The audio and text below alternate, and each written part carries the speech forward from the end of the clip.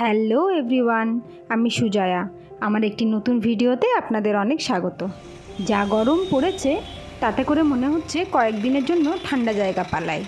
তা এখন চললাম দার্জিলিং, কয়েকদিনের জন্য একটু স্বস্তির হাওয়া খেয়ে আসি। আর এই দার্জিলিং যাওয়া নিয়ে যা কাণ্ড ঘটছে একের পর এক, কী আর বলবো। ট্রেনের টিকিট কেটে 24 ঘন্টা আগে মেসেজ আসে ট্রেন ক্যান্সেল। তা অবশেষে এসি ভলভো বাসে টিকিট কেটে আমাদেরকে যেতে হচ্ছে। আর জিসান তো উঠেই শুয়ে পড়েছে। বাসটি বেশ কমফোর্টেবল, কোনো অসুবিধা নেই বাচ্চা নিয়ে। আর সব বন্ধুরা উঠে পড়েছে। আর এই এসি ভলভো বাসে আমাদের ভাড়া পড়লো প্রায় 1800 টাকার মতো। শিলিগুড়িতে নেমে সেখান থেকে গাড়ি করে চললাম আজকের আমাদের প্রথম ডেস্টিনেশন। বাস থেকে আমরা তো নেমেছি প্রায় ভোরবেলা 5:30-6টা নাগাদ। আর এখন পেটে ডন মারছে ছুঁচোতে, খিদের জন্য তো। তাই এখন ঢুকে পড়েছি একটা রেস্টুরেন্টে, একটু ব্রেকফাস্ট করব। আর অর্ডার দিতেই ঝটপট করে খাবার চলে এসেছে।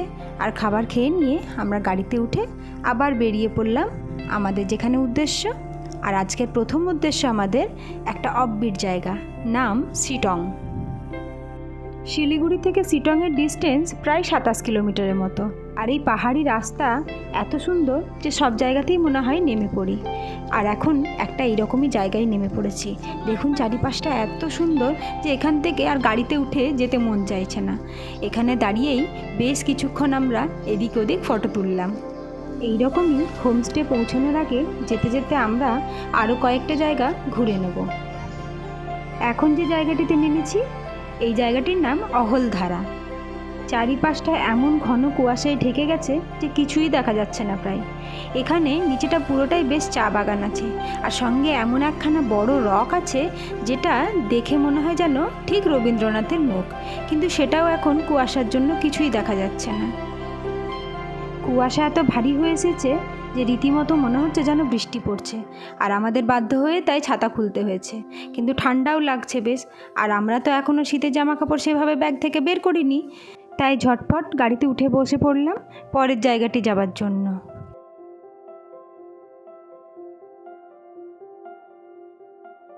এখন আরও একটি জায়গা দেখব বলে নেমে পড়েছি।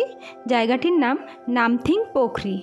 এই হনুমানের মূর্তিটি নাকি নতুন বসানো হয়েছে।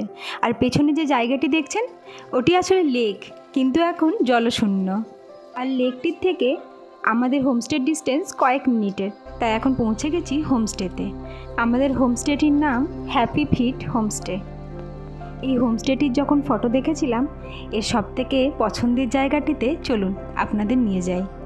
এই হোমস্টের পেছনে একটি বড় ব্যালকনি আছে, দুটো রুমের সঙ্গেই লাগোয়া ব্যালকনি একটি। আর ব্যালকনি থেকে বাইরের দৃশ্যটা এত সুন্দর যে চোখ ফেরানো যায় না। এখানে বলতে পারেন সারা দিনই আমরা এই ব্যালকনিটাতে বসেই সময় কাটিয়েছি।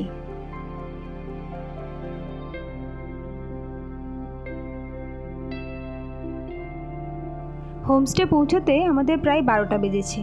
আর এখন ঘড়িতে সময় প্রায় 1:30টার মতো। আমরা ফ্রেশ হয়ে নিয়ে লাঞ্চে বসে পড়েছি। লাঞ্চটাও বেশ এই ব্যালকনিতে বসে সুন্দর দৃশ্য দেখতে দেখতে হয়ে গেল। আর সন্ধেবেলাতে টিফিনটাও বেশ ভালো ছিল, পকোড়া আর সঙ্গে চা। চায়ের কাপগুলো কি সুন্দর, তাই না? আর এদিকে সন্ধে হয়ে আসছিল, পাহাড় ঘন অন্ধকারে নেমে পড়েছে আর একটি একটি করে লাইট জ্বলে উঠেছে, তাই দৃশ্যটা আরও সুন্দর হতে থাকলো। আর এদিকে রুমের ভেতরে বেশ নাচ গানের আওয়াজ পাওয়া যাচ্ছে। আর এসে দেখি বাচ্চাদের সঙ্গে সঙ্গে বড়রাও নাচানাচি শুরু করে দিয়েছে। সারা দিনটা প্রচুর জার্নি গেছে, বাচ্চারাও প্রায় টায়ার্ড, আর তার সঙ্গে আমরাও। তাই রাত্রের ডিনারটা ঝটপট ছেড়ে নিয়ে শুয়ে পড়ব। আজকের ভ্লগটি তাহলে এ পর্যন্তই থাক।